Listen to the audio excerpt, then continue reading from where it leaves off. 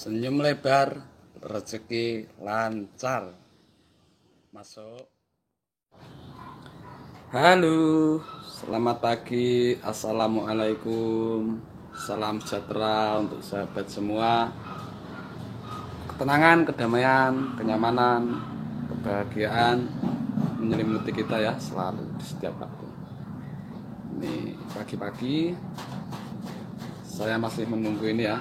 Sherlock mau kirim kitchen tapi masih nunggu dikirim Sherlock. Jadi sambil menunggu ya udah bikin video aja ya. Semoga menginspirasi, memotivasi dan mendorong saya sendiri juga dan teman-teman semua untuk lebih semangat di dalam menjalani hidup ini, lebih optimis kan gitu ya.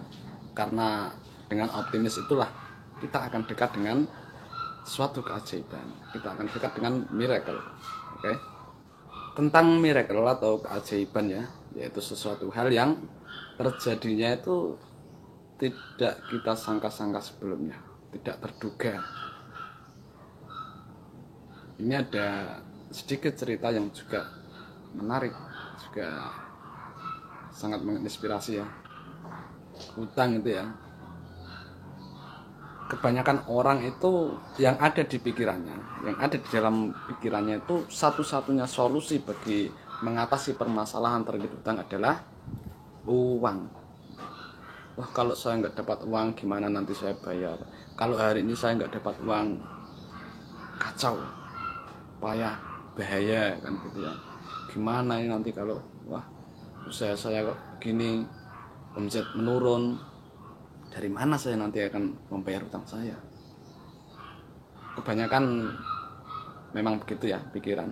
Jadi seolah-olah solusi bagi menjawab, mengatasi, menyelesaikan permasalahan hutangnya itu hanya satu, yaitu dapat uang.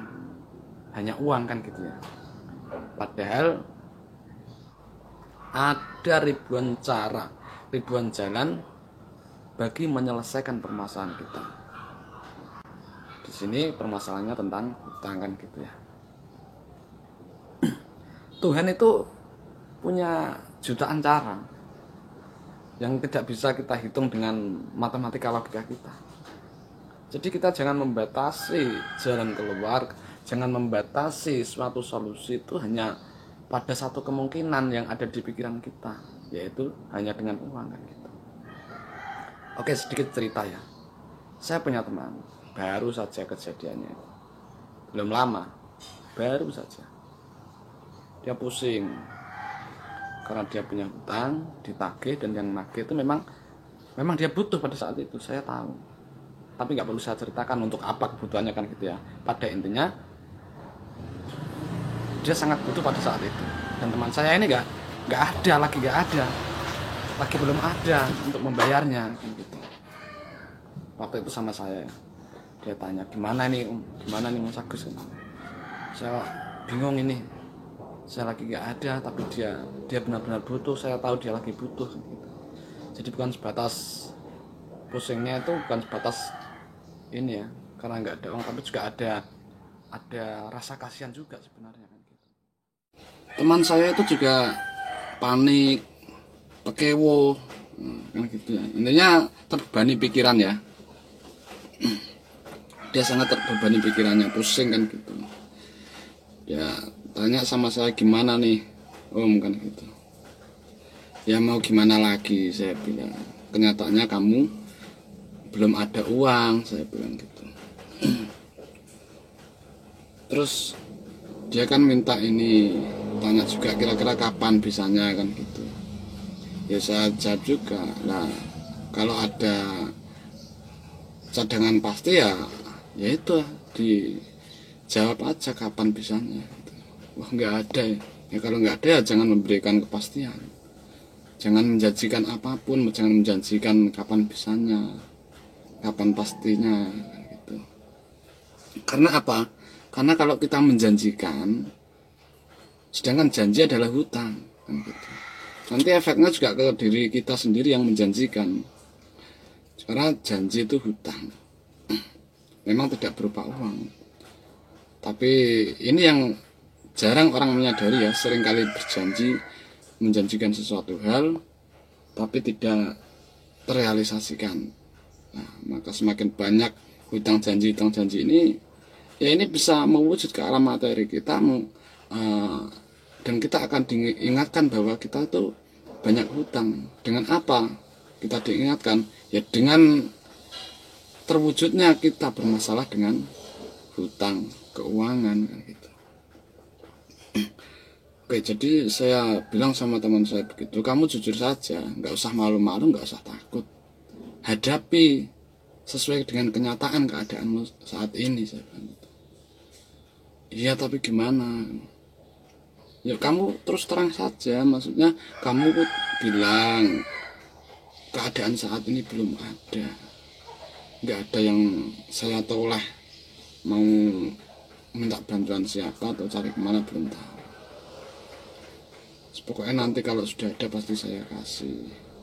Tapi kan kita nggak menjanjikan kapan waktunya kan gitu. So, kamu jujur apa adanya, nggak usah malu, nggak usah khawatir, dan nggak usah takut dimarahi ya. Kalaupun dimarahi, ya nggak masalah, memang kita salah ya, harus bisa legowo menerima ya. Kalau kita nggak salah ya nggak mungkin dimarahi kan gitu. Jadi ya saat itu juga teman saya langsung menghubungi itu yang menghutang itu ya. Dia menyatakan keadaannya, dia menyatakan kejujurannya, apa adanya keadaannya saat itu ya. Waktu itu sore ya, menjelang maghrib lah. Kemudian dia pergi ke musola karena dia rajin sholat berjamaah ya. Kalau saya ini ya sesuka saya. Dia orangnya rajin berjamaah. Jadi dia ke musola sholat maghrib. Setelah sholat maghrib dia balik ke saya dengan aura muka yang berbeda. Senyumnya pun sudah lebih ringan kan gitu ya. Dia bilang sama saya dengan wajah yang berbeda ya, Mas Agus, ini gimana ya? Itu tadi si A WA saya, katanya si C. Nah ini si C ini temannya juga, temannya teman saya juga, teman yang menghutangi teman saya, paham ya? Nah, ini katanya si C ini tadi bilang sama si A yang menghutangi saya, dia punya uang. Kemudian dia menawarkan untuk meminjami dulu, nanti biar urusan pengembaliannya hubungannya sama saya kan gitu. Gimana Mas? Ya udah diiyakan saja saya bilang gitu. Ya akhirnya langsung dia WA, ya udah nggak apa-apa kan gitu. Jadi teman saya ya sedikit ini ya bukan sedikit ya, memang rasanya pasti plong lah kan gitu ya. Apa yang menjadi bebannya tadi, apa yang memusingkan dia tadi itu rasanya itu sudah selesai, sudah plong kan gitu. Sudah dapat solusi jalan keluar kan gitu. Nah di sini kita ambil pelajarannya bahwa hutang itu penyelesaiannya tidak harus kita sendiri yang punya uang terus mengeluarkan. Jadi Tuhan itu punya banyak cara, jutaan cara.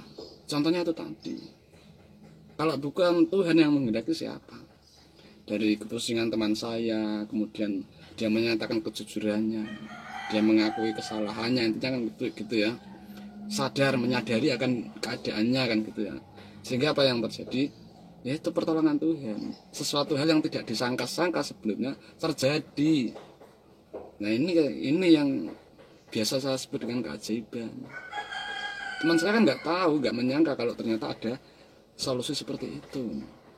Ya meskipun hutangnya tetap ya, tapi setidaknya pada saat itu juga permasalahannya itu terurai. Sininya sudah nggak bermasalah pada saat itu, kalau sudah dapat jalan keluar. Nah terus gimana nanti pengembaliannya sama si C? Nah itu kan urusan belakang. artinya urusan belakang itu tidak harus diselesaikan saat ini, tidak harus diselesaikan saat ini kan. Dan dia juga tidak memberikan kepastian ini jangka waktu. Kalau soal cepat atau lambat itu belum tahu. Tetapi ini yang perlu kita ambil pelajarannya adalah pada saat itu juga permasalahan hutang teman saya itu selesai dengan yang menghutangi tadi. Bisa dipahami ya. Jadi solusi bagi permasalahan hutang itu tidak melulu harus dengan uang. Ya bisa saja ada teman yang membayarkan, ya, seperti tadi. Meskipun tetap saja kita hutang, bukan cuma-cuma diberi tanpa harus mengembalikan, bukan ya. Tapi setidaknya itulah sesuatu hal yang membuat kita menjadi tidak bermasalah lagi pada saat itu. Rasanya itu plong, damai, nyaman. Rasanya itu ya seolah-olah seperti sudah nggak bermasalah dengan yang dipusingkan tadi. Rasanya itu seperti sudah nggak punya hutang kan gitu. Nah kalau rasa sudah plong, sudah bombong, damai, nyaman kan gitu ya. Dan secara otomatis ini akan lebih memudahkan diri kita untuk terakses ke rasa syukur. Dan syukur itu ziyadatun nikmah ya. Energi syukur itu ziyadatun nikmah, akan menambah kenikmatan-kenikmatan yang lain, akan menarik kenikmatan-kenikmatan yang lain kan gitu. Selain itu juga kalau kita dalam keadaan damai, plong, pasti aktivitas kita, pekerjaan kita juga akan menjadi baik ya, karena kita bisa menjalani aktivitas dengan rasa damai ini. Coba kalau di sininya sumpek, ruwet, petang, bermasalah, kita nggak bisa menikmati pekerjaan kita, aktivitas kita, dan kita nggak bisa los di dalam menjalani aktivitas. Rasanya berat, dan hasilnya pun pasti nggak bisa maksimal kan gitu. Oke, jadi gitu ya. Ya mudah-mudahan bisa diambil pelajarannya. Yang terpenting ini ya, kita dapat mengambil pelajarannya. Kemudian yang terpenting lagi, kita bisa memahami dan mengaplikasikan pada diri kita gitu.